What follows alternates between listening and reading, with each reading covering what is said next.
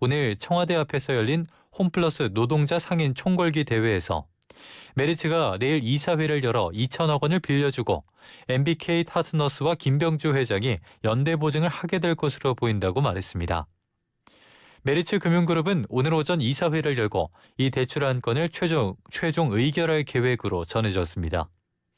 이사회에서 해당 안건이 승인되면 홈플러스는 법원의 회생 절차 폐지 결정에 대해 즉시 항고를 진행할 것으로 보입니다. 강경화 주미대사가 한미 간 현안에 대해 유관부처와 직접 논의하기 위해 귀국했습니다. 조현 외교부 장관의 지시로 오늘 새벽 귀국한 강 대사는 조현 장관을 만나기 위해 외교부 청사에 들어가면서 한미 간 쿠팡 이슈가 자신이 생각했던 것보다 오래가고 있다고 말했습니다. 그러면서 쿠팡 이슈를 포함해서 한미 정상회담 성과를 담은 팩트시트에 대해서도 진전을 이루기 위해 협의를 이어가고 있다고 밝혔습니다. 특히 대미 투자와 관련해서는 우리 입장에서는 상업적 합리성을 충족하는 프로젝트를 발굴하려다 보니 논의가 좀 더 필요하다며 산업부와 미 상무부 사이에 협의를 이어가고 있다고 말했습니다. 쿠팡이 지난 2분기 도널드 트럼프 미국 대통령과 친분이 있는 인사의 회사를 통해 백악관과 미 연방하원 등에 로비한 것으로 파악됐습니다. 현지 시간 15일 미 상원이 로비공개법에 따라 공개한 자료를 보면 쿠팡은 2분기에 로비회사 벨러드 파트너스에 25만 달러, 우리 돈으로 3억 7천만 원을 지급했습니다. 로비 사안으로는 미국과 동맹의 경제적 유대 강화를 적시하면서 한국과 타이완 등을 거론했고 로비 대상은 백악관과 미 하원, 무역 대표부로 명시했습니다. 카타르 월드컵 우승국 아르헨티나가 축구종가 잉글랜드의 역전승을 거두고 2대회 연속 결승에 진출했습니다. 아르헨티나는 미국 애틀란타에서 열린 준결승에서 후반 10분 잉글랜드 앤서니 고든에게 선제골을 내줬지만 후반 40분과 추가 시간에 각각 메시의 도움으로 2점을 뽑아내며 2대1 역전승을 거뒀습니다. 메시는 이번 대회 8골 4도움을 기록하면서 음바페와 득점 공동 1위, 공격 포인트 단독 1위가 됐습니다.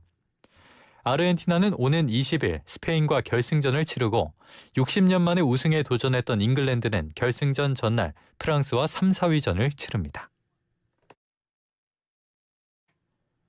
광주에서 여고생을 살해한 장윤기의 차량 뒷문에서도 혈흔이 발견됐지만 경찰이 놓친 것으로 드러났습니다. 경찰청 특별수사단은 어제 앞서 구속한 당시 광산서 강력팀장을 증거 은닉과 직권남용 권리행사 방해 등의 혐의로 검찰에 넘기면서 중간 수사 결과를 발표했습니다. 특별수사단은 장윤기 차량 운전석은 물론 조수석과 뒷문에도 혈흔이 있었지만 경찰이 놓쳤고 뒷문을 열어둔 것 같다는 팀원의 의견도 불확실하다는 이유로 묵살하면서 성폭행 살인이 아닌 살인 혐의만 적용됐다고 설명했습니다. 광주에서 여고생을 잔혹하게 살해한 장윤기가 범행 전부터 피해자를 노렸을 수 있다는 정황이 드러났습니다. 경찰청 특별수사단은 장윤기가 검거 당시 소지하고 있던 휴대전화에서 숨진 이 모양을 일방적으로 알고 지내며 계획적으로 노린 것으로 보이는 정황을 포착해 수사하고 있습니다. 장윤기는 경찰에 붙잡힐 당시 피해자를 몰랐던 것은 물론 여학생인지도 알지 못했다며 우발적 범행을 주장해왔습니다. 세계 최대의 자산 운용사인 블랙록의 운용자산 규모가 2분기 글로벌 증시 랠리와 신규 투자 자금 유입에 힘입어 15조 달러를 돌파했습니다. 블랙록은 2분기 실적 보고서에서 총운용 자산이 15조 3천억 달러로 1년 전보다 22% 늘었다고 밝혔습니다. 2분기 중 약 1,920억 달러의 신규 투자금이 순유입된 데다 2분기 중 글로벌 증시가 랠리를 거치면서 자산 가치가 불안한 영향을 받았습니다. 끝으로 날씨입니다. 오늘은 수도권과 강원도가 30도를 웃돌며 다시 무더워지겠고 남쪽에서 정체전선의 영향으로 장맛비가 내리겠습니다. 예상 강수량은 대전, 충남 남부, 충북 남부는 20에서 60mm, 전북, 광주, 전남에는 30에서 80mm, 부산, 울산, 경남도 30에서 80mm, 제주는 5에서 30mm입니다. 서울 지역 현재 기온 25.8도, 습도는 82%입니다. 뉴스를 마칩니다. 아나운서 강현구였습니다. YTN 뉴스 FM 돈 되는 소식들만 모아 전해드리는 YTN 경제라디오 유튜브 채널이 오픈했습니다. 우물정 0945번 장문 100원의 이용료가 드는 문자 메시지로 유튜브 YTN 경제라디오를 구독하셨다는 인증샷 보내주시면 추첨을 통해 커피 쿠폰 드립니다. 핸드폰 열고 유튜브 들어가서 YTN 경제라디오 검색한 다음 구독, 좋아요 버튼 누르고 화면을 캡처한 뒤 문자 메시지 보내기로 가서 샵 0945번 입력하고 사진 첨부해서 전송 버튼 누르면 끝. 7월 20일까지 진행되는 YTN 경제라디오 유튜브 이벤트에 많은 관심과 참여 부탁드립니다.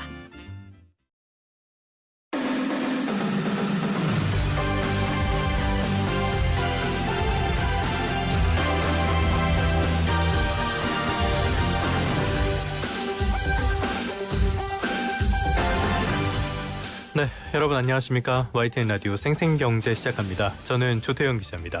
간밤에 뉴욕 증시는 강세였습니다. 소비자 물가에 이어서 생산자 물가도 생각보다는 잘 나왔고요. 이게 금리 인상 가능성을 일정 부분 낮춘 영향으로 풀이됩니다. 빅테크는 강세였는데요. 반도체 기업의 주가는 또 상당폭 조정을 받았습니다. 미국 시장에서도 반도체 종목의 변동성이 참 큽니다. 그런데 그럼에도 불구하고 미국 증시의 변동성은 우리 시장과 비교하면은 역시 가소로운 그런 수준이 아닐까 싶습니다. 하루는 9% 폭락하고요. 또 하루는 6% 치솟고 오늘은 또 5% 가까이 하락하고 있는 코리아 도박장이 계속되고 있습니다. 여러 이유 가운데 하나로 단일 종목 레버리지 ETF도 지목이 되는데요. 이재명 대통령이 보안 지시를 내리기도 했지만 인기는 전혀 사그라들지 않는 것 같습니다. 여기에 앞서서 말씀드린 것처럼 물가 그리고 통화 정책도 변수입니다. 당장 오늘 한국은행 금융통화위원회 회의가 예정돼 있는데요. 기준금리 인상 가능성이 유력하게 점쳐집니다. 미국도 연내 금리 인상 가능성이 여전히 절대적입니다. 시장의 변수가 참 많은데요. 전망부터 전략까지 짚어보는 시간 마련했습니다. 그럼 조태현의 생생경제 바로 출발하겠습니다.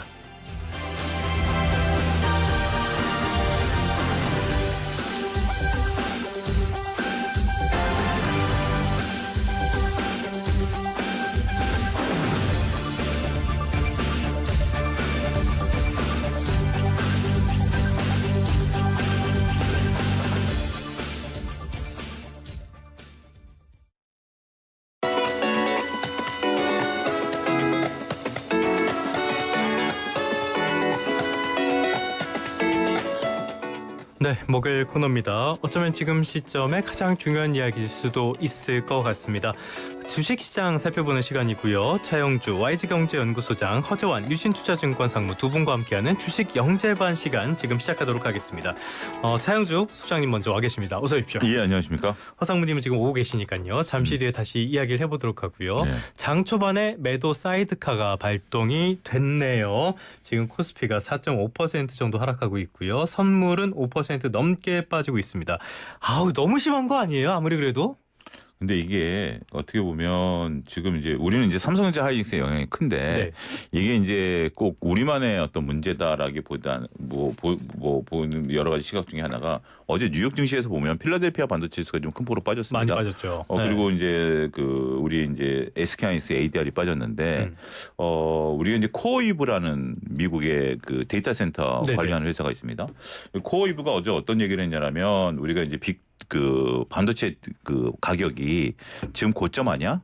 그러면 반도체 가격과 관련해서 내가 선물을 매도를 할 필요가 있지 않을까? 이런 것이 이제 언론에 공개가 되면서 데이터 센터를 운영하는 기업에서 결국은 우리가 이제 반도체 가격의 하락에 대해 베팅을 할 거다라는 것이 이제 어제 뉴욕 증시에서 나오면서 네네. 어제 같은 경우도 이제 우리가 이제 소위 말해서 매그니티 7은 올랐어요. 매그니티 7은 빅테크는 올랐더라고요. 빅테크는 올랐어요. 예. 빅테크는 올랐는데 반도체 관련된 주식들은 빠졌어요. 그러니까 우리가 이제 기자님 말씀하신 것처럼 우리 쪽에 이제 단일 종목 레버리지 ETF에 대한 영향도 있긴 하겠습니다만 일단 지금 삼성전자 하이닉스는 D램과 HBM 뭐 어차피 같이 반도체죠. 네네. 여기에 대해서 지금 계속해서 국내외에서 고점 논란들이 지금 지속되고 있습니다. 그렇죠. 고점 논란들이 지속되고 있기 때문에 여기에 따른 단기 변동성이 극심하게 우리는 그 영향이 클 수밖에 없는 거죠. 그래서 그러면 언제까지 도대체 이렇게 정말 천수답처럼 뭐 누구 얘기 하나에 따라서 흔들리는 거냐라고 보게 된다라면 저는 아직은 조금 더 지속되는데 그래도 네. 그나마 우리가 희망을 걸 수 있는 것은 삼성전자 하이닉스의 실적과 가이던스가 나오는, 그러니까 확정 실적이 나오면 네네네. 그날 이제 가이던스가 나올 거거든요. 예를 들어서 이런 거죠. ASML 같은 경우 어제 이제 실적 발표가 나왔고, 좋았죠. 근데 저는 그 실적이 굉장히 의미 있다라고 봅니다. 왜냐하면 ASML은 선행 지표거든요. 그렇죠. 우리가 이제 노광 장비라는 것은 반도체를 설계하는 설계도를 그리는 기업이기 때문에 이들이 매년 30%씩 출하량을 늘리겠다라는 것은 그만큼 수요가 있다라는 거거든요. 그래서 지금 이제 일부에서는 가격에 대한 논란들은 있어요. 근데 가격에 대한 논란을 물량으로 커버를 해버리면 저는 전반적으로 사이즈는 커질 것이다라고 보는 긍정론자이긴 합니다. 네네. 하지만 그래도 지금 우리가 한번 흔들렸던 투심이 지금 계속해서 노이즈들을 만들어내는 얘기들 어떤 것이 더 중요하냐는 거죠. 저는 이렇게 표현드리고 싶어요. 우리가 좀 감기 기운이 좀 있을 때 네. 몸이 건강하면 알약 하나 먹고 푹 자면 다음날 개운한 날이 있죠. 근데 만약에 똑같은 행동했는데 몸이 허약하면 여지없이 다음날 감기에 걸리죠. 지금은 그런 수준인 것 같아요. 그러니까 지금 심리적으로 좀 힘들고 변동성이 시작되니까 조그만 어떤 얘기만 나와도 시장이 철렁철렁거리는 거죠. 그런 구간이다라고 볼 수 있겠고, 하지만 그렇다고 펀드멘탈이 훼손됐느냐?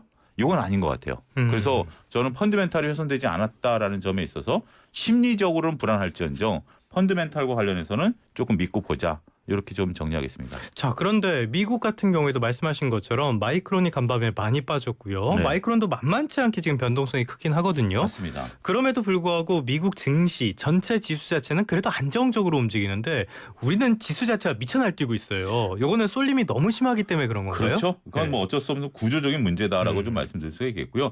미국 이제 빅테크, 그러니까 앞서 얘기한 또 매그니티스 7 예. 같은 경우 M7이 워낙 또 어제는 또 올라가고 또 미국 같은 경우는 뭐 다우 지수라든지 여러 가지 부분들이 있는데 우리는 요 두 종목 삼성전자와 하이닉스의 비중이 거의 50% 가까이 되다 보니까 시가총액에서 워낙, 이거 네. 저 정확한 퍼센테이지는 제가 모르겠습니다만 어마무시한 퍼센테이지를 좀 보이고 있고 또 더군다나 지금 이와 관련된 AI 모멘텀과 관련된 네. 그러다 보면 이제 기판 관련주니 전력주니 뭐 줄줄이 엮여 있잖아요. 네. 그런 부분들까지 같이 맞물리면서 변동성이 커질 수밖에 없는 그런 하나의 요소다라고 말씀드릴 수 있겠죠. 이건 어떻게 보면 구조적인 차이다. 그렇게 말씀드리겠습니다. 알겠습니다. 지금 허재환 상무님이 도착을 하셨는데요. 지금까지 저희가 얘기하고 있었던 거는 이게 변동성이 커도 너무 크다. 오늘도 매도 사이드카 발동이 됐거든요. 너무 큰데 이게 우리는 반도체가 너무 쏠려있기 때문이다라는 이야기를 하고 있었습니다. 그런데 미국 쪽에서도 지금 반도체 종목들을 계속 흔들리고 있단 말이에요. 그래서 궁금한 게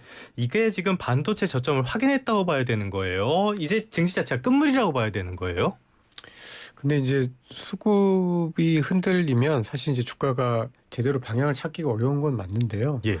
근데 이게 끝은 아닌 것 같고. 근데 미국도 보면은 미국의 그 반도체 레버리지 ETF가 지금 네. 문제가 조금 심각합니다.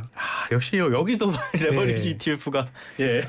그러니까 미국에서도 일반적인 그냥 그 ETF의 어떤 그 예를 들면 이제 시가총액, 그러니까 기초자산의 시가총액 대비 이제 ETF의 이제 그 순자산 가치 이런 걸과의 비율로 이제 어느 정도 이제 ETF에 대한 쏠림이 있는지를 볼 수가 있는데 최근에 이제 뭐 SOXL이라고 하는 네. 예를 들면 이제 필라델피아 반도체를 2배 정도 추정하는 메모리 반도체 ETF 같은 경우에는 그 시가총액 대비 그 ETF 레버리지 ETF의 그 순자산 비율이 순자산 가치의 네. 비율이 일반 ETF의 거의 5배라는 거예요. 그러니까 좀 많이 쏠려 있는 예. 거죠.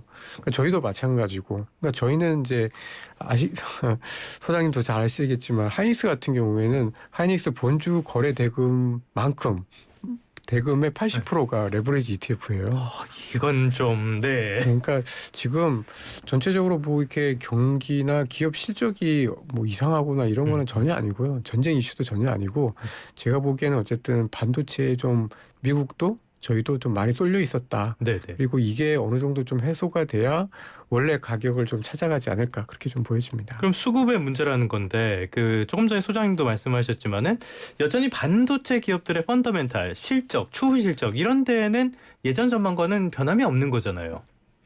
변함은 없는데요. 근데 예. 그건 있는 것 같아요. 그러니까 이제 반도체 그 기업들의 이익이 너무 좋잖아요. 네. 근데 좋아도 너무 좋고 이익률이 매출총 이익률이 말이 안 되는. 80%인데 그 저희가 이제 뭐 예를 들면 이제 친한 분들이랑 이렇게 식사 자리에서 가면은 이 80%에 해당하는 반도체 이익률을 보고 뭐라고 하냐면 이건 마약이다. 네네. 마약 말고는 이런 네. 이익률이 나올 수 없다. 일반적으로 그렇죠. 네. 일반적으로 제조업체들의 대한민국의 제조업체들의 이익률이라는 게 사실은 뭐 10%잖아요. 10%도 10% 나오면 잘한 거죠. 엄청 잘한 네. 거고 뭐 자동차 업체들 같은 경우에도 영업이익률만 5% 이런 건데 이 이익률이 뭐 60% 70% 매출 총 이익률이 80%라는 거는 사실 이제 나쁘게 얘기하면 사악한 거죠. 근데 그러다 보니까 이제 제가 드리고 싶은 말씀은 기업들의 저항이 되게 센 것 같아요. 그러니까 그걸 사들이는 기업들의 네. 예. 그러니까 이제 애플 같은 경우가 어쨌든 제품 가격 올렸잖아요. 이제 아이폰 11월에 사면은 40만 원이 더 올라가게 되는 거고, 그리고 미국의 많은 빅테크 기업들이 그러다 보니까 이 메모리 반도체를 대체할 수 있는 자꾸 좀 다른 형태의 이제 반도체를 자꾸 설계를 하려고 그래요. 그리고 여기다가 이제 뭐 중국도 뭐 창신 메모리 이제 상장한다고 그러고, 그러니까 그게 업황을 어떤 무너뜨리는 요인들은 아닌데 기본적으로 지금의 어떤 반도체의 이익률이 너무 세다.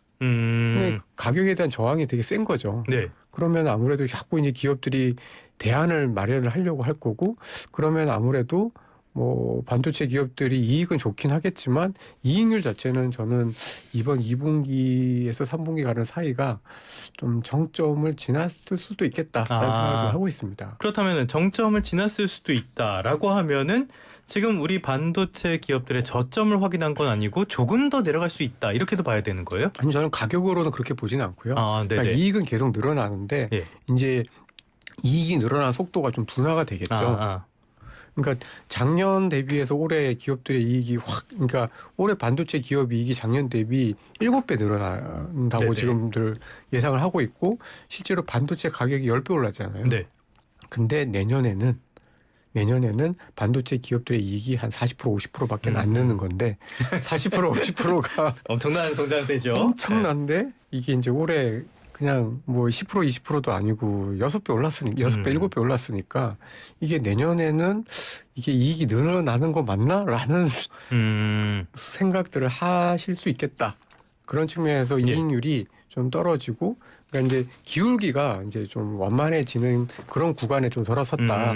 아직 근데 끝은 아닌데 어쨌든 이게 주식이라는 게 이제 기울기의 함수라고 또 모멘텀이 엄청 예민한 거라고 하면 어쨌든 일반 투자자들 느끼기에는 약간 이제는 좀 재미가 없어졌네 이제 이렇게 느낄 것 같습니다. 참 예전에 저 오래전에 기자 생활할 때 삼성전자 반도체 이익률이 30%가 나와서 다들 깜짝 놀랐던 적이 있거든요. 어떻게 이렇게 잘 나올 수가 있나? 그런데 이제는 그거는 상대도 안 되는 그 정도 상황이 돼 버렸습니다. 조금 전에 상무님께서 창신 메모리 말씀을 해주셨는데 중국의 창신 메모리가 상장을 할 이야기가 나오니까 자금이 이쪽으로 쏠리고 있다 이런 분석도 있거든요. 이건 맞아요? 예, 그건 우리가 우려해야 됩니다. 그러니까 이제 정확하게 파악하기는 어려울 텐데요. 제가 이제 말씀드리고 싶은 것은 원래 이제 미중 간의 갈등이 있는 상태지만 예. 자금은 정치 색깔이 없잖아요. 그렇죠. 수익을 네. 쪽에서 쫓는 거죠. 뭐 돈 되는 데 가는 돈 거지. 되는 데 가는 거죠. 예. 우리랑 중국은 신흥국으로 묶여 있습니다. 그러니까 이제 예를 들어서 일본의 어떤 뭐 반도체 회사가 IPO를 한다라고 하면 우리한테 자금을 빼서 일본으로 갈 확률은 지극히 낮죠. 시장 예. 자체가 다르니까. 네. 일본은 선진 시장이고 우리는 신흥 시장이고, 우리가 이제 더군다나 레버리징을 해서 이제 팔아놓은 반도체와 관련된 돈들이 저는 두 갈래로 움직인다라고 보거든요. 하나는 그동안에 우리가 스페이스X 상장과 관련해서 좀 빠져나간 돈도 있었을 거고 있었죠. 예. 그 다음에 이제 우리가 이제 팔아서 중국 반도체를 사기 시작하면서 중국 반도체 기업들이 올라갔다라는 건데, 이번에 창신 메모리가 IPO를 하면 뭐 톰이라는 투자자 입장에서 보면 뭐 삼성전자 팔아놨는데 그 돈 갖고 이제 국내에 머물렀다가 채권을 사놨다가도 야 그럼 창신 메모리 IPO 내가 참여하는 게 낫지 않을까? 라고 보겠죠. 물론 갔다가 다시 온다 하더라도 일단은 IPO는 일단은 증거금을 넣어야 되니까 네네네. 저는 그럴 가능성은 충분히 있다라고 봅니다. 뭐 대형주들 상장할 때 항상 같은 일이 반복이 되잖아요. 반복이죠. 예. 그런 것들에 대해서 제가 톰이라면 그 기회를 놓치지는 않겠죠. 그렇게 저는 그러면 일단 일시적으로는 아마 네. 자금의 유출이 얼마가 되든지 간에 일어날 가능성은 배제할 수 없을 것 같습니다. 그러면 이런 일시적인 어떤 수급의 꼬임, 아까 말씀해 주셨던 이런 수급의 꼬임, 이걸 어떻게 봐야 되는지도 궁금한데요. 최근에 보면은 개미 투자자들, 개인 투자자들은 조금 주춤한 것 같고 외국인 투자자들은 어제 조금 매수를 했고, 이런 수급 흐름은 또 어떻게 봐야 됩니까 지금은? 이제 외국인들이 많이 팔았던 가장 큰 이유 중에 하나가 어쨌든 뭐 리밸런싱이었다라고 하면 네. 이제 하이닉스 같은 경우에 40% 가까이 빠진 거잖아요. 네. 그러니까 이제 웃으면 안 되는데. 리밸런싱 할 게 이제 많이 사라진 거죠. 네. 네. 그리고 그래서 저는 이제 좀 외국인들을 오히려 이제 좀 막 적극적으로는 안 사더라도 이제는 빠져나가는 거, 그러니까 이제 매도하는 거는 거의 좀 끝났지 않았나. 그리고 삼성전자, 하이닉스와 같은 반도체 주요 종목들에 대한 지분율도 지금 40%가 살짝 깼잖아요. 네네. 그러니까 여기서 더 팔지는 않을 거다라고 좀 보여져서 오히려 외국인들은 이렇게 떨어질 때마다 약간씩 사지 않을까라는 생각을 좀 하고 있습니다. 그런데 저는 이 이렇게 부분이 굉장히 좀 중요한 포인트인데 월요일 날 외국인들이 어마무시하게 팔면서 지수가 빠졌고요. 네네. 그다음에 이제 어제 같은 경우 외국인들이 사면서 올랐거든요. 근데 이제 개인들의 고객 위탁금이 네. 어제 109조였어요. 제가 오늘 확인 못했는데 이게 102조까지 빠지다가 109조였는데. 조금 반등을 했네요. 근데 예. 이게 우리가 138조까지 올라갔다가 좀 30조 정도 빠진 거지 않습니까? 근데 만약에 고객 위탁금이 100조를 하회해 버리면 이제 개인의 영향력은 상당 부분 산실했다라고 보는 것이 타당하지 않을까 싶습니다. 그러니까 그동안 우리가 주식시장에 올라올 때 외국인들이 팔더라도 리밸런싱을 하던 네네. 뭘 하던 팔아라 우리는 밀리면 산다. 결국 그러면서 이제 꾸역꾸역 네. 올라왔는데 야수의 심장의 개미들이. 그랬는데 이제는 제가 보는 관점은 오히려 주도권이 7월 들어서 개인들은 이제 한번 화들짝 놀란 거죠. 뭐 저도 요즘 유튜브 나가보면 댓글에 저 주린인데요. 어떻게 해야 돼요? 주식시장이 원래 이런 거예요. 막 이런 어떤 그래서 화들짝 한번 놀라신 거거든요. 제 친구들도 다 손절하고 나가버렸다 이런 얘기들 하더라고요. 그러니까 그러다 예. 보니까 이제 주도권이 자칫 잘못하면 과거처럼 외국인들이 사는 날만 올라가고 외국인들이 파는 날 떨어지는 그런 모습에 네. 재현이 될 가능성도 그러면 이제 휘둘리는 거죠. 그런 모습들도 저는 좀 우려된다라고 말씀드리겠습니다. 또다시 외국인의 놀이터로 그렇게는 안 됐으면 좋겠는데 뭐 수급이라는 게 우리 마음대로 되는 거 아니니까요. 개별 기업들 살펴보도록 하겠습니다. SK하이닉스, 삼성전자 두 회사 보도록 하겠는데요. SK하이닉스, ADR, 나스닥에 상장을 했잖아요. 네. 그 다음에 보면은 4월 동안에 주가가 50% 급등을 하고 또 밀릴 때는 엄청 밀리고 여기도 굉장히 변동성이 크더라고요. 요거 왜 우리 장에는 별로 영향을 못 주고 있는 겁니까? 어쨌든 플레이어가 다른 것 같아요. 그러니까 근데 이제 저는 물론 이제 ADR이라는 것 자체가 주는 어떤 프리미엄도 약간 있긴 한데 네. 어쨌든 ADR은 저희 SK 하이닉스 같은 경우에는 본주 대비 2.5%밖에 거래가 안 되잖아요. 그러니까 주식수가 적으니까. 네네. 그러니까 아무래도 이게 변동성도 높지만 이 본주 대비해서 약간의 프리미엄이 붙는 게 좀 맞는 것 같고. 적으니까. 예. 예. 그러니까 TSMC 같은 경우에도 이 대만에 있는 본주 대비해서 미국에 있는 ADR이 평균적으로 한 15%에서 20% 사이에 프리미엄이 계속 있었거든요. 그러니까 그 정도의 프리미엄을 계속 갖고 올라가지 않을까라는 생각이 좀 들고요. 네. 그러니까 오히려 이제 뭐 저희는 이제 뭐 하이닉스 본주하고 ADR을 보지만 사실 이제 예를 들면 이제 마이크론과 SK 하이닉스의 ADR 간의 어떤 밸류에이션 차이, 가격 차이 이런 게 이제 저는 앞으로 장기적으로 봤을 때 조금 더 좁아지는지 여부가 훨씬 더 중요한 것 같고요. 이 본주랑 ADR은 어쩔 수 없이 약간의 괴리가 있을 수밖에 없겠다라고 보고 있습니다. 시장 자체가 다른 거니까. 자, 그런데 여기에서 또 궁금한 점이 그러면 삼성전자는 왜 안 해요? 이런 궁금증이 나올 법도 하거든요. ADR? 예. 네. 일단은 ADR 검토를 하고 있다라는 보도는 전해졌는데 실제로 가능성이 있다고 보십니까? 저는 그 보도의 신빙성에 별로 무게 중심을 두고 있지는 않습니다. 아하. 왜 그러냐면 삼성전자에서 예. 그것을 검토하고 있다라는 것이 외부에 알려질 확률이 직장생활 해보신 분들은 제가 항상 그래요. 뭐 예. 애플카를 뭐 이런 모델로 검토하고 있다. 그때마다 제 방송에서 그랬어요. 천하의 애플이 그 비밀주의 철저한데 이게 외부로 나온다? 이건 뭐 아니다. 삼성전자가 이것을 검토하고 있다라는 것이 외부로 나온다? 그러니까 그 내용들만 놓고 보면 저는 아닐 네. 가능성이 있다. 그리고 굳이 삼성전자가 뭐 ADR 발행할 수도 있긴 하겠죠. 근데 ADR을 발행하려면 일단 증자를 해야 되는데 아니면 또 여기 있는 주식을 갖고 또 해야 되면 또 미국의 또 ADR과 관련된 IR을 또 해야 되고 여러 가지 그렇죠. 또 미국 쪽에 있는 투자자들을 눈치를 봐야 되는데 글쎄요, 삼성이 그럴까요? 그럴 만한 또 자금의 압박을 받고 있나요? 아직까지 지금 삼성의 현황이라든지 상황을 놓고 봤을 때는 투자자들이 원하는 굳이 할 것만큼 필요 없다. 네, 그렇게 할 필요는 지금으로서는 저는 크지 않다. 그렇게 판단 내리고 있습니다. 알겠습니다. 삼성전자가 검토를 한다는 보도가 있었고요. 여기에 공식 부인을 하기도 했는데 뭐 부인했다가 하는 경우도 있었고 또 뭐 가만히 있다가 안 하기도 하고 막 그렇죠. 그랬으니까요. 너무 이렇게 하나하나에 일희일비는 안 하시는 게 좋을 것 같습니다. 지금 시장 상황 여전히 썩 좋지 않은데요. 왜 갑자기 인터넷이 끊겼지? 아무튼 간에 여기서 1부 마무리하고요. 2부에서 조금 더 이야기 나눠보도록 하겠습니다. 온도와 습도를 항상 일정하게 유지시켜주는 항온 항습기 전문기업 AR, 전선센터, 반도체 공장, 미술관, 박물관, 귀중품 보관실 등을 40여 년 축적된 기술로 AR이 지켜드립니다.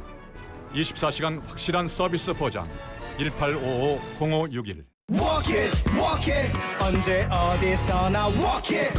안녕하세요. 워킷 안전한 모델 추성훈입니다. 이 광고에서 설명 안 하겠습니다. 아저씨 믿고 그냥 한번 신어보세요. 왜 집까지 신고 가는지. 워킷 안전한. Walk it, walk it. 안전화. 안녕하세요. 효녀 가수 현숙이에요.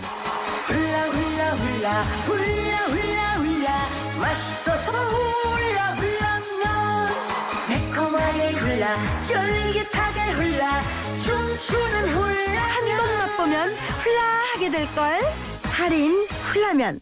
합성 목재 예스팀바, 산책로, 야외 데크, 울타리, 사이딩, 전원주택 인테리어까지 다양한 형태로 활용이 가능한 친환경 합성 목재 예스팀바. 우수한 품질의 정부 조달 우수 제품, 나무 느낌 그대로. 합성 목재 예스팀바. 경동산업 주식회사. 대표님, 공고는 많은데 낙찰이 안 되고 있습니까? 이제 AI 분석에 딱 한 달만 맡겨보세요. 놀라운 결과를 바로 선물합니다. 인공지능 입찰 전문기업 한국 비드랩. 전자입찰은 한국 비드랩. 문의 전화 1577-1352 1577-1352.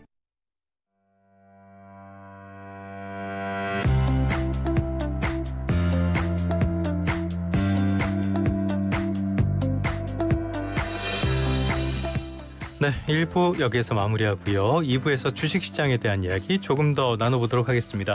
저희 이제 YTN 경제 라디오 유튜브 채널에서 따로 라이브하고 있는 거 다들 잘 아시죠? 조태현의 생생경제 지금 잘 보고 계신 분들 YTN 라디오 경제 유튜브 채널 구독해 주시면 감사하겠습니다. 유튜브 검색창에 YTN 경제 라디오라고 검색하시면 찾아오실 수가 있는데요. 지금 현재 구독자가 440명이네요.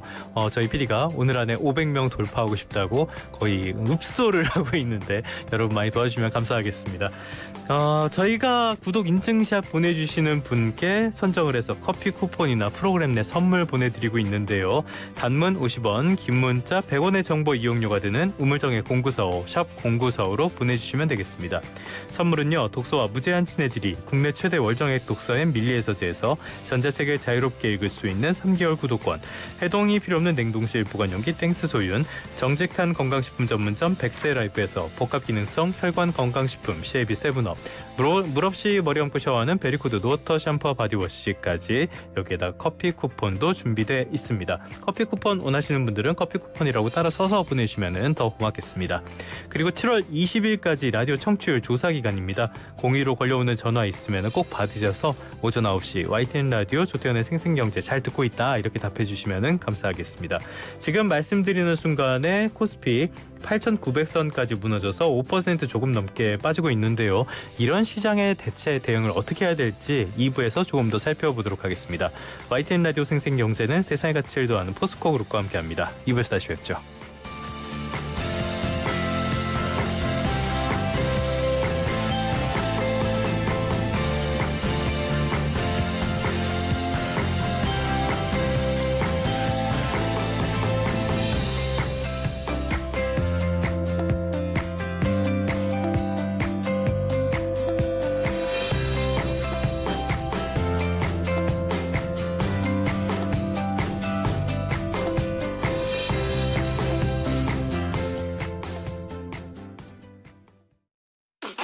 안녕하세요. YTN 라디오 막내 아나운서 강현구입니다.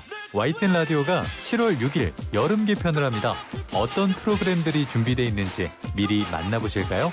안녕하세요. 김우성입니다. 오전 6시 20분 해봅시다로 여러분께 인사드립니다. 밤사이 외신, 뉴욕 증시 마감, 우리 증시와 하루의 이슈까지 가장 빨리 전해드립니다. 일어나셨죠? 해봅시다. 충성! 당원동지 여러분 안녕하십니까? 뉴스 명당 당대표 장성철입니다. 7월 6일부터 싹 달라진 YTN 라디오와 함께 한번 해봅시다. 안녕하세요. 박규빈입니다.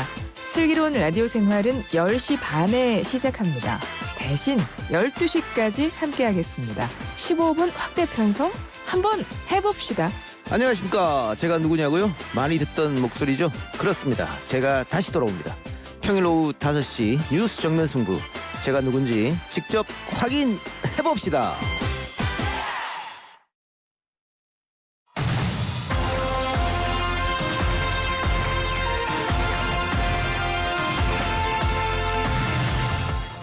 네, YTN 라디오 생생경제 2부로 이어가겠습니다. 2부에서도 차영주 YG경제연구소 소장, 허재환 유진투자증권 상무 두 분과 함께하겠습니다. 자, 지금 코스피 5.4% 빠져서 6,890선에서 거래가 진행이 되고 있습니다. 5% 넘게 빠지는 거 이제 정말 아무렇지도 않게 느껴질 정도로 범상한 일이 돼버렸는데요. 정말 이상한 장이 돼버렸습니다. 이러다 보니까 저희 PD는 이 얘기하면 조회수 잘 안 나온다고 별로 안 좋아하는데 이 이야기를 안 할 수가 없겠어요. 단일 종목 레버리지 ETF, 이게 지금 주식시장 변동성의 원인 가운데 하나다, 이런 지적이 많거든요. 맞습니까? 그렇죠. 그러니까 사실 그 주가가 4월달, 5월달 좋았잖아요. 예. 근데 이제 사실 6월달 들어서 이제 그 하루의 변동률이 코스피의 경우 하루의 저가와 고가 간의 변동률이 5% 6%를 넘어가기 시작을 했었어요. 도입되고 나서네요. 네. 예. 그러니까 어떻게 보면 5월 27일 날 단일 종목 레버리지가 출시가 짜잔했는데 그 한 전주부터 해서 이제 조금씩 이제 미리 사들어가는 세력들이 나타나면서 6월 달에는 거의 뭐 정말 다른 주식 시장의 변동률하고는 비교할 수 없는, 그러니까 뭐 일본이나 대만의 일중 변동률에 거의 한 3배 가까이 되는 변동률을 이제 6월 달에 주가가 올라가는 과정에서도 보여줬고, 네. 그다음에 빠지는 과정에서도 보여주고, 이제 7월 달에는 이제 조금 더 심해졌죠. 그래서 이거의 영향이 분명히 있다라고 얘기를 해야 될 것 같습니다. 없다고는 볼 수 없다. 자, 그런데 그러다 보니까 조금 전에 저희가 방송 시작하기 전에 소장님과 얘기를 하면서 뭐 화를 막 내고 있었는데, 이제 와서 이제 이재명 대통령이 야, 요거 대책을 마련해라라고 지시를 했어요. 대책이 있습니까? 글쎄요, 어떤 대책이 있을지 모르겠는데, 근데 이제 두 가지 관점에서 말씀을 드리면, 정책 당국자가 계속해서 여기에 대해서 조금 좀 부추기는 듯한 좀 그런 거죠. 첫 번째 이제 그 설화를 만들어낸 게 들어 누워서라도 막았어야 된다라는 거죠. 본인 스스로 너무 화가 나가지고. 그렇죠. 예. 두 번째는 우리가 이제 자산운용사 대표분들하고 아마 간담회, 비공개 간담회를 했던 것으로 알고 있는데요. 거기서 또 나온 언론에 보도된 내용은 대책이 별로 없을 것이다. 이렇게 또 얘기를 했다라는 것이 언론에 흘러나온 것이 네네. 상당히 조심스럽죠. 일단 지금 제가 생각할 수 있는 것은, 제가 선물 파생시장 도입했을 때부터 주식시장이 있었는데요. 네네. 그때 당시에도 파생시장이 도입되고 나서 변동성이 굉장히 컸어요. 그게 언제입니까? 그게 아마 IMF 끝나고 그 2000년 좀 전. 네, 2000년 때 그때 초반에 이제 도입이 됐던 것 같은데, 그러면서 이제 요것을 조금 이 변동성이 외도덕 현상이라 그래서 꼬리가 몸통을 흔드는 현상이 벌어지니까 어떤 일이 벌어지냐면 증거금을 3천만 원을 올렸고요. 그 다음에 이제 우리가 전문 투자자, 그러니까 이제 경력이 좀 오래되신 분들만 할 수 있게 하면서 변동성이 좀 잦아들었죠. 그래서 이제 본연의 이제 파생의 역할, 어떻게 보면 해지라든지 뭐 이런 쪽들로 좀 됐기 때문에 지금 언론에 보도되는 것도 그런 부분들인 것 같아요. 증거금 자체를 높인다라든지 네네. 뭐 이런 것들. 어차피 우리가 할 수 있는 거는 한계가 좀 있는 부분들이 있기 때문에 그런 것들이 도입될 가능성이 있지 않겠는가라고 좀 말씀드릴 수가 있겠고, 요 문제는 이제 어떻게 보면, 근데 또 한 가지 이제 말씀드리고 싶은 것은 빨리 대책이 나와야 됩니다. 지금 벌써 난리가 났다라고 얘기를 한 게 한 달 좀 전부터 보고 있는 것 같은데. 제가 빨리 나와야 된다라는 네. 것이, 어쨌든 잘못된 거는 뭐 어쩔 수 없죠. 첫 단추를 잘못 끼웠을 때 차제에 빨리 고쳐야 되는데, 저는 우려되는 게 뭐냐면, 작년에 우리가 이재명 정부가 출범한 다음에 대주주 양도세 문제 갖고 3개월을 끌었거든요. 아 맞아요. 예. 그러면서 이제 주식시장이 정말 올라가야 되는데 못 네. 올라갔어요. 그러고 나서 그 다음부터는 상법 개정, 세법 개정이 빠르게 진행되면서 오히려 주식시장이 3천에서 한 6천 가는데 굉장히 일조를 했거든요. 네. 근데 어쨌든 뭐 이건 뭐 소를 잃었습니다. 어쩔 수 없는 거예요. 지금 이제 소를 잃었네 만에 뭐 이거 갖고 따지면 이미 버스는 떠나갔습니다. 외양간 빨리 고쳐야지. 네. 그렇지 않고 이거를 또 지지부지 끌게 되고 뭐 계속해서 뭐 대책이 없네 있네 막 이런 거 갖고 싸우면 이거는 뭐 정말 뭐 외양가까지 다 홀라당 태워버리는 거죠. 그래서 저는 어차피 벌어진 일이라면 하여튼 속도를 좀 내라. 이렇게 좀 부탁드리고 싶습니다. 금감원장의 후회된다는 말이 나온 지도 벌써 보름이 훨씬 넘었죠. 넘었어요. 네. 예. 그런데 아직까지 뚜렷한 대책이 없다는 건 이거 자체도 좀 문제인데 일각에서는 배수를 낮춰라 이런 이야기도 하거든요. 그 가능한 겁니까? 근데 뭐 이미 나와 있는 상품에 대해서 배수를 낮출 수는 없을 것 같아요. 그럼 이거를 폐지를 하고 새로 상장을 해야 되는 그렇게 되는 건가요? 네, 그럴 것 같은데 이제 네. 그거는 현실적으로 쉽지는 않을 것 같고 제 생각에는 아마도 뭐 증거금 인상, 뭐 지금 이제 증거금을 조금 더 이제 많이 올리는 방법, 그다음에 매매 횟수를 제한하는 방법, 뭐 이런 정도로 하지 않을까 싶긴 한데 사실 이제 그렇게만 정책이 나오는 걸로는 이제 지금의 어떤 이런 쏠림을 해소하기에는 약간 좀 부족하지 않나 싶습니다. 이게 또 시기적으로 중요한 게 이것도 변동성을 키우잖아요. 네네네. 지수가 7천을 깨졌습니다. 아. 월요일 날 문자 받으신 분들이 좀 계실 겁니다. 신용 반대음에 대한 문자. 그렇죠. 이제 그래서 이제 다행히도 본격화될 때 화요일 날 다행히도 이제 지수가 올라서 화요일 수요일 올랐으니까 상관이 없는데 오늘 또 이렇게 깨지면 이것을 건드려 버리면 이거는 다임 종목 레버리지에 대해서 막말로 이제 좀 과격하게 해서 폐지를 시킨다 하더라도 신용 리스크를 건드려 버리면 우리가 2022년 9월달에 악몽이 다시 떠오를 수밖에 없어요. 그래서 그때 무슨 일이 있었습니까? 그때 뭐 반대음에 나가고 그다음에 기관들이 로스컷 나가고 뭐 네. 엄청나게 이제 시장을 밀어버리는 역할들을 했는데 그건 이제 수급 논리죠. 네. 그렇기 때문에 그 부분을 건들기 전에 차제에 빨리 나와야 된다. 저는 그렇게 강조드리고 싶습니다. 자, 문제가 있는 건 확인했으니까요. 계속 논의만 하실 게 아니라 빨리 결론을 내서 이런 부작용을 어느 정도는 해소를 해야 되겠습니다. 어떤 방법이 있을지는 잘 모르겠지만요. 자, 그렇다면 이제 시장에 대한 대응 방법 살펴보도록 할까요? 요즘 개인 투자자분들 물타기를 하신다라는 이야기도 많이 줄어든 것 같아요. 빠지면 돈 더 넣고 이러다가 지쳐서 이제 알랄래 이런 말씀도 하시는 것 같은데 지금처럼 이제 오늘처럼 훅 빠지는 날 이럴 때는 돈을 더 넣어서 어떤 단기적인 수익을 기대할 그런 날입니까? 어떻게 버텨야 되고 뭐 이렇게 판단을 해야 되는 날입니까? 뭐 어떻게 해야 됩니까? 사실 이제 그 물타기라는 거는 지금이 어떤 바닥이다라는 확신이 좀 있을 때 해야 되는 건데 일단 뭐 코스피 레벨로만 보면은 뭐 충분히 많이 빠졌죠. 그러니까 특히 저희가 이제 6월 22일이었나요? 9,100 종가 기준으로 9,100에서 지금 그저께 이제 6,300~400까지 빠졌으면은 거의 고점 대비 30% 가까이. 그러니까 정확하게는 한 25%, 26% 정도 떨어진 것 같은데 그 정도 되면은 사실은 이제 웬만큼은 다 떨어진 겁니다. 그러니까 여기서는 더 떨어지지는 않을 거다라고 좀 보여져서 저도 약간 좀 그 야수의 심장이 있으시다면 약간 물타기를 해도 크게 나쁘지 않은 지수대라는 생각은 좀 드는데요.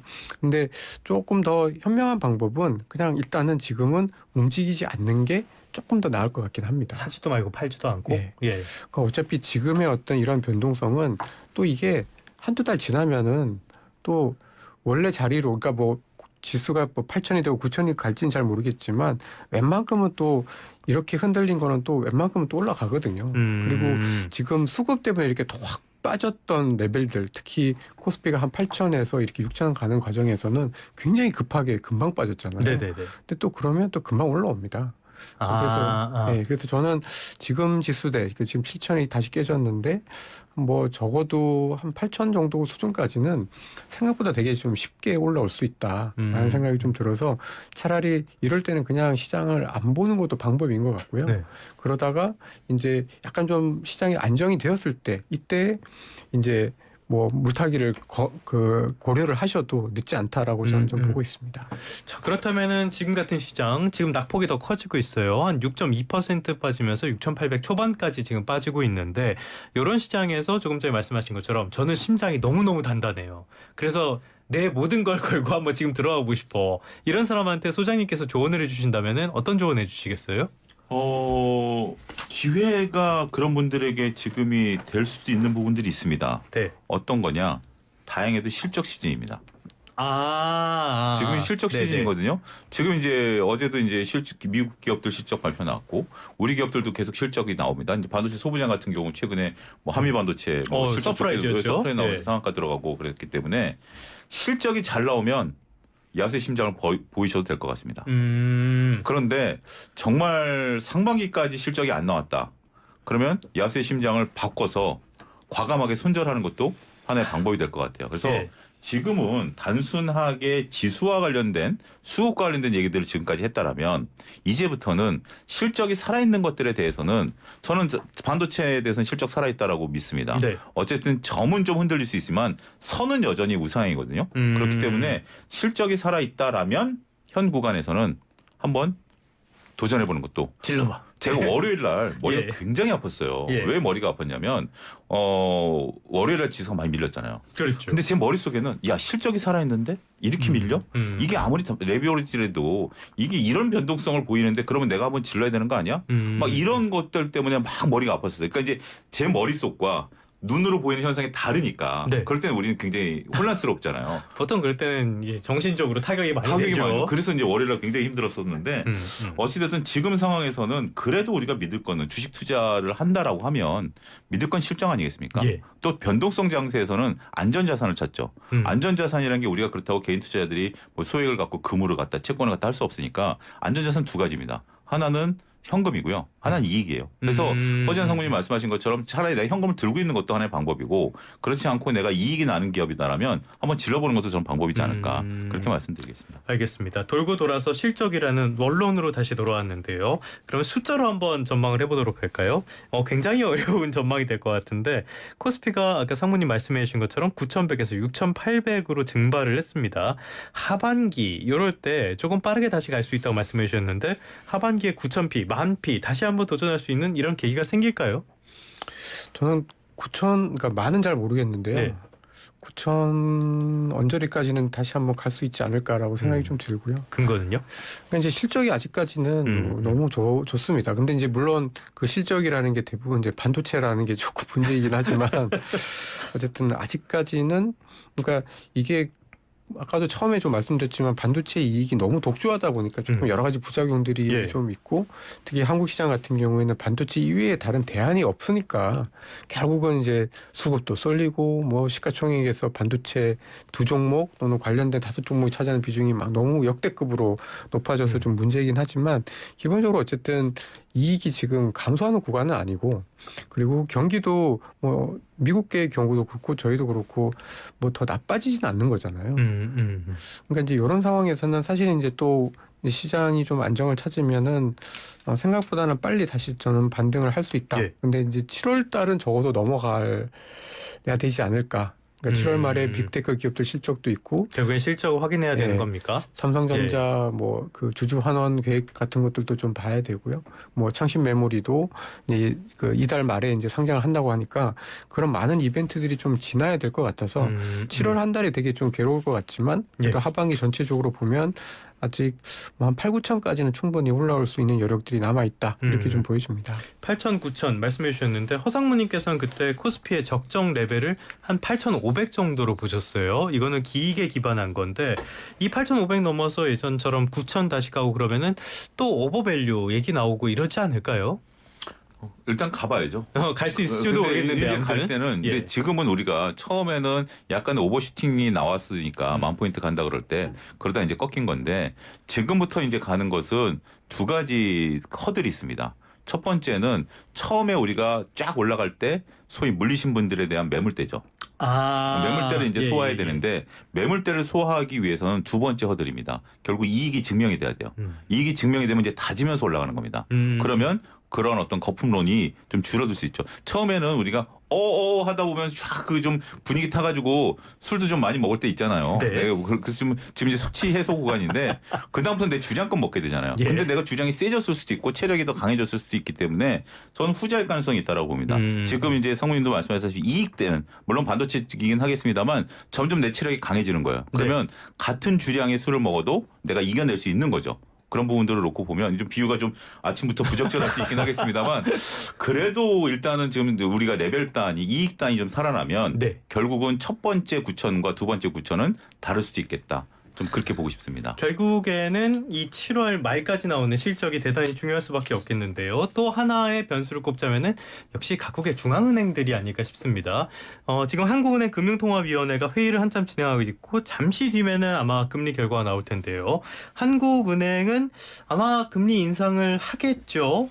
그 외국에 지금 보니까 미국에서 나온 CPI나 PPI 모두 생각보다는 잘 나왔던데 그러면 미국은 금리 인상 가능성이 조금 옅어진 거 아닙니까? 예, 말씀하신 대로 일단은 그렇게 좀 반응을 하고 있고요.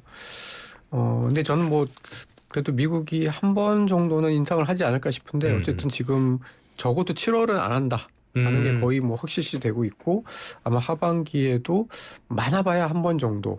인 것 같습니다. 근데 이제 저희 한국은 내년 상반기까지 지금 3번이 일단은 뭐 확정적이고, 예. 그리고 지금 채권 시장에 있는 계신 분들은 이번에도 25bp가 아니라 50bp 할 수도 있다. 이런 걱정들이 좀 큰 것 같은데, 저는 이게 이제 좀 미국이나 다른 시장들 대비해서 저희 한국은행이 좀 많이 매파적인 것 같다고 느끼고 이게 또 사실은 이제 주식 시장이 올라가는 데 있어서 약간 좀 버거워지는 좀 그 장애물이 좀 되는 것 같습니다. 말씀하신 것처럼 우리가 조금 더 매파적으로 가고 있다라고 설명을 해주셨는데요. 그렇다면 이거 역시 증시 역시도 지금 연준보다 우리 중앙은행이 훨씬 더 매파적이라는 거잖아요. 그럼 우리 증시도 여기에 더 타격을 받을 가능성 이렇게도 있는 거 아닙니까?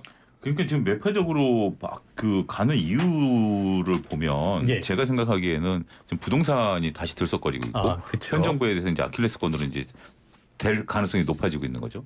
두 번째는 이제 우리 B2가 많이 늘어난 거죠. 이런 것들을 좀 줄여야 된다. 그러니까 레버리지를 줄이려고 하는 목적도 있는 것 같아요. 그러니까 이제 뭐 우리가 이제 물가를 낮춰야 되고 여러 가지도 있긴 하겠습니다만 레버리지 투자를 좀 낮추려고 하는 정부의 의지도 반영된 것이 아니겠나. 그래서 매파적인 성향을 좀 띠는 것이 아니겠나. 그렇게 보는 거죠. 그러면 지금 이제 우리가 당장 그 주식 투자 시장에 있어서 신용 융자금이 금리가 올라갈 것이고요. 그다음에 또 어떻게 보면 뭐 마통을 이용해서 주식하시던 분들도 부담으로 작용할 수밖에 없겠죠. 그런 부분들이 나타나면 이 금리가 올라간다라는 것은 기업에 있어서의 이익을 감소시키는 뭐 어떤 구체적인 그 경로를 따지기 이전에 투자자들이 느끼는 체감으로 느끼는 금리가 올라가게 되면 다양한 부분에 있어서의 어떤 조금 데미지가 있고 수급이 좀 줄어들 가능성도 배제할 수 없지 않을까 싶습니다. 지금 말씀드리는 순간에 한국은행이 기준금리를 2.5에서 2.75%로 인상을 했다라는 소식이 전해져 있습니다. 3년 6개월 만에 또다시 한번 피벗을 하게 된 그런 결과로 볼 수가 있겠는데요. 어떤 여파가 올지는 조금 더 지켜보도록 하겠고요. 자, 끝으로 반도체 외에 우리에게 어떤 대안이 있을까도 한번 살펴보도록 하겠습니다. 최근에 은행주가 피난처로 부각이 되고 있다고요? 맞습니까? 그럼요. 그 어저께도 이제 전체적으로 이제 반도체 그다음에 뭐 예를 들면 삼성전기처럼 SK스퀘어처럼 급락했던 종목들이 굉장히 빠르게 반등을 하긴 했는데 사실 은행주 그다음에 이제 뭐 화장품 뭐 이런 소비주들은 거의 안 빠졌고 되게 꼿꼿이 잘 견뎠는데 어제도 조금 올랐습니다. 그러니까 그런 걸 보면은 되게 좀 의외로 굉장히 좀 견고하다. 라는 생각이 좀 많이 좀 들었고, 지금 미국도 보면 어저께 뭐 미국의 그 뭐 JP 모건, 뭐 골드만 이런 금융주들 또는 은행주들의 실적을 발표를 했는데 대단히 좋았습니다. 물론 이제 주가는 약간 오르는 업체들도 있고 그렇지 않은 업체들도 있긴 했지만 뭐 굉장히 좀 견고해서 사실 이제 저는 이번에 주가가 저희가 좀 많이 빠지긴 해도 이 은행주가 버티고 있다라는 거는 사실 이제 경제 전체에 문제는 없다. 시스템 이용은 없다라는 거를 좀 반영을 해주는 것 같아서 약간 좀 물론 저희가 반도체 이외에 다른 거가 은행이 충분히 되기에는 부족하지만 그래도 은행이 살아있다라고 하면 시장은 또 언젠가는 또 바닥을 좀 찍고 다시 올라올 수 있는 힘을 비축하고 있는 것 같다. 이렇게 좀 보고 있습니다. 뭐 대체제는 어렵겠지만 어쨌건 밑에를 받쳐줄 수 있는 다른 건 또 뭐 없을까요? 결국 실적이에요. 네. 이제 은행주들 올라간다라는 것은 지금 이제 뭐 KB금융이나 신한지주 같은 경우 증권사 쪽의 이익도 어마무시하게 나오고 네. 있거든요. 삼성증권, 키움증권도 지금 이익이 어마무시하게 나고 있고, 그다음에 화장품 뭐 이런 것들도 지금 이익이 어마무시하게 나오고 있기 때문에 실적 시즌에서 실적이 부각되는 것 같아요. 그리고 뭐 2차 전지의 삼성 SDI도 목표가 올린 것도 2분기 흑자 전환 얘기 나오고 있고, 역시 실적. 실적이기 때문에. 근데 전력기기도 그렇게 치면은 실적이 굉장히 좋을 걸로 보이잖아요. 근데 약간의 밸류가 높습니다. 거기 선반영가 문제. 거기 좀 선반영된 문제들이고요. 예. 지금 저희가 얘기했던 것들 종목들은 시장에 조금 잊혀졌던 종목들인데 이제 실적이 부각된다라는 차이점이 좀 있는 것 같습니다. 어쨌건 이렇게 시장이 흔들리니까 다시 원론으로 가는 것 같아요. 실적과 밸류에이션 앞으로도 잘 챙겨보셔야 되는 변수가 될 것 같습니다. 목요일 주식 연재반 오늘 차영주 YG경제연구소장, 허재환 유진투자증권 상무 두 분과 함께했습니다. 오늘 말씀 고맙습니다. 감사합니다. 안녕하세요. 에피트 모델 임시안입니다. 그런 사람들 있잖아요. 밋밋하고 평범한 아파트에선 담을 수 없는 우리만의 특별한 라이프 스타일을 가진 사람들. 그런 사람들은 에피트에 살아야 돼. 넥스트 라이프 플랫폼 에피트. KT는 이제 AX 플랫폼 컴퍼니로 도약합니다. AX 인프라, 플랫폼, 그리고 서비스 혁신으로 대한민국 모두가 성장할 수 있는 단단한 무대. KT가 함께 만들어 가겠습니다. AX 플랫폼 컴퍼니 KT. 네, YTN 라디오 생생경제 방송 마무리할 시간이 됐습니다. 저희 PD의 애원 그리고 저의 애원이 효과를 본 것일까요?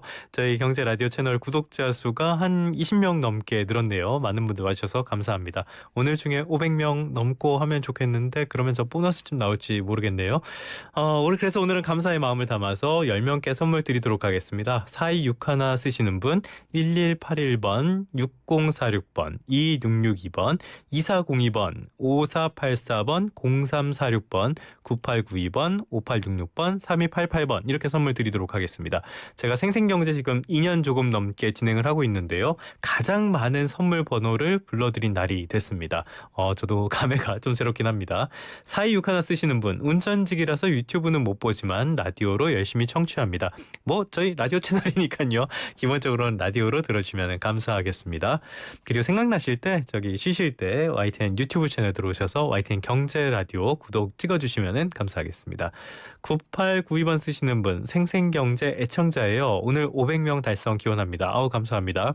주식경제반 너무 좋아요 라고 하셨는데 주식 이렇게 흔들릴수록 어떤 전략과 인내심도 굉장히 중요한 시장이 돼가는 것 같습니다.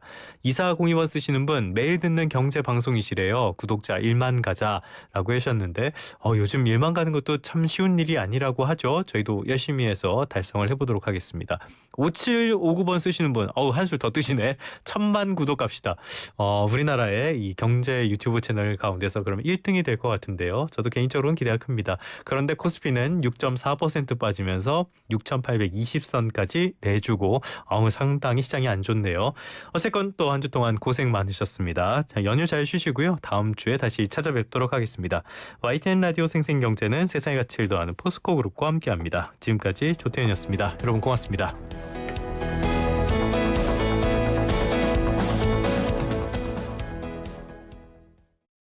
무엇이든 말하는 대로 만드는 AI의 세상.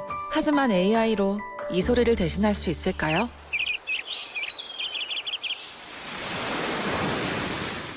이토록 푸른 자연의 소리. 우리의 행동으로 대한민국의 푸른 자연을 지켜주세요. 공익광고 협